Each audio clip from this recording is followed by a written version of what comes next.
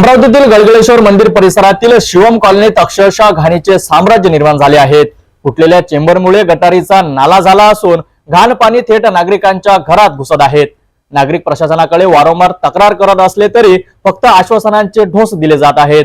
पावसाळा जवळ येतोय पण प्रशासन मात्र झोपेत आहेत। लहान मुले, वृद्ध आणि महिलांना प्रचंड त्रास सहन करावा लागत आहेत। स्थानिक प्रशासन आणि लोकप्रतिनिधी झोपेत आहे का की केवळ मतांसाठीच आमची आठवण होते, असा प्रश्न येथे नागरिकांनी उपस्थित केला आहे। पाहूया सविस्तर रिपोर्ट। शहरातील गडगडेश्वर मंदिर परिसरातील शिवम कॉलनीत गेल्या 3 वर्षांपासून नागरिकांच्या आरोग्याशी खेळ सुरू आहे। फुटलेल्या चेंबरमुळे सांडपाणी थेट रस्त्यावर आणि नागरिकांच्या घरात घुसत आहे। या घाणीमुळे नागरिकांना दुर्गंधीचा प्रचंड त्रास होत आहे। प्रचंड ठिकाणी दुर्गंधी आणि चिखल साचलेला आहे। इथली लहान मुले आजारी पडत आहेत।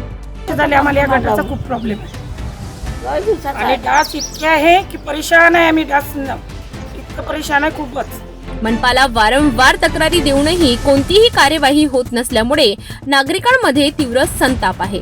स्थानिक नगरसेवक आणि आमदारांना निवेदन दिले गेले, मात्र त्यावर अद्याप कोणतीही हालचाल झालेली नाही।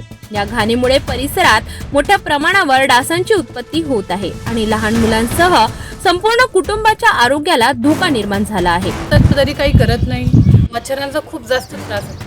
लहान मुलं आहे, काही तब्येती बिघडल्या, काही याच्यावर तुम्ही लक्ष द्यायला पाहिजे। हे खूप बेकार आहे परिस्थिती। पावसाळ्यात इथपर्यंत पाणी येते, पूर्ण हे गंद पाणी इथपर्यंत येते। रवी राणा वगैरे येऊन गेलेले आहेत, त्यांनी पाहिलेले आहे, त्यांची लोक आलेले होते।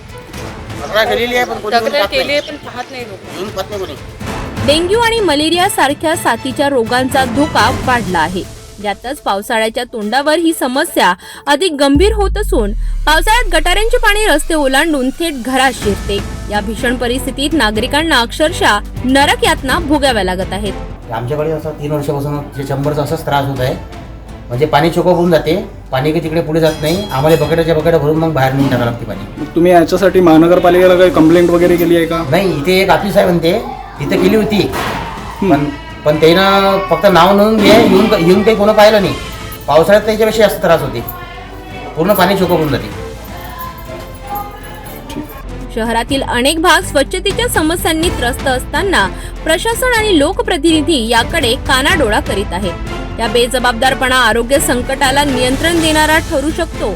नगरसेवक, आमदार आणि महानगरपालिका यांना याचा काहीही फरक पडत नाही।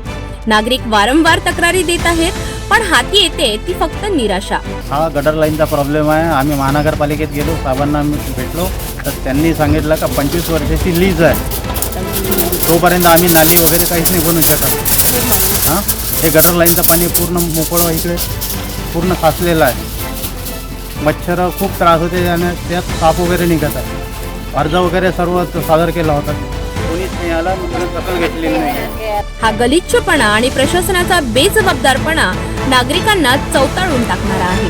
अमरावती महानगरपालिका आणि स्थानिक लोकप्रतिनिधींनी जर त्वरित कारवाई केली नाही तर शिवम कॉलनीतील लोक रस्त्यावर उतरतील। हा संताप स्वाभाविक आहे। प्रशासन झोपत असेल तर आता नागरिकांना पर्याय कुठला? प्रशासनाने जागं व्हावं, नाहीतर रस्त्यावर येणारा संताप प्रशासनाला महागात पडेल। नागरिकांना तातडीने न्याय मिळावा, त्यासाठी प्रशासनाने त्वरित पावले उचलायची गरज आहे। या संदर्भात कोणतीही अधिकृत हालचाल न झाल्यास संतप्त नागरिक आंदोलनाचा इशारा देत आहेत। प्रशासनाने लवकरात लवकर निर्णय घ्यावा, अन्यथा परिस्थिती अधिक भयानक होईल। पुढील अपडेटसाठी पाहत रहा सिटी न्यूज।